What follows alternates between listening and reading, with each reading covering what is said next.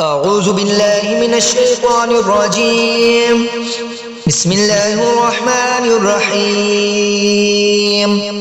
اللهم صل على سيدنا ومولانا محمد صاحب التاج والمعراج والبراق والعلم، دافع البلاء والوباء والقحط والمرض والألم. اسمه مكتوب مرفوع مشفوع منقوش في اللوح والقلم. سيد العرب والعجم، جسمه مقدس معطر مطهر منور في البيت والحرم. شمس الضحى بدر الدجى صدر العلا نور الهدى كافي الورى مصباح الظلم.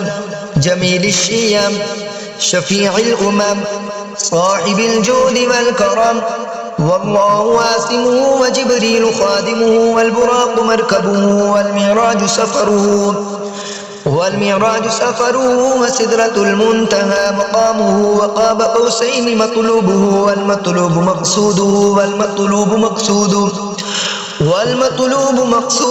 والمقصود موجوده. سيد المرسلين خاتم النبيين شفيع المذنبين أنيس الغريبين رحمة للعالمين. راحة العاشقين مراد المشتاقين شمس العارفين سراج السالكين.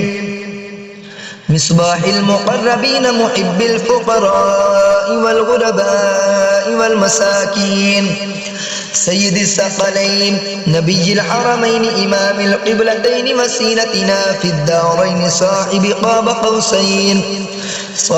قاب قوسين محبوب رب المشرقين ورب المغربين. جد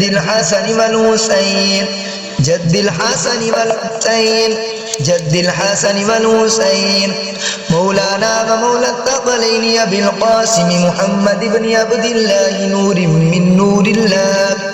يا أيها المشتاقون بنور جماله بلغ العلا بكماله كشف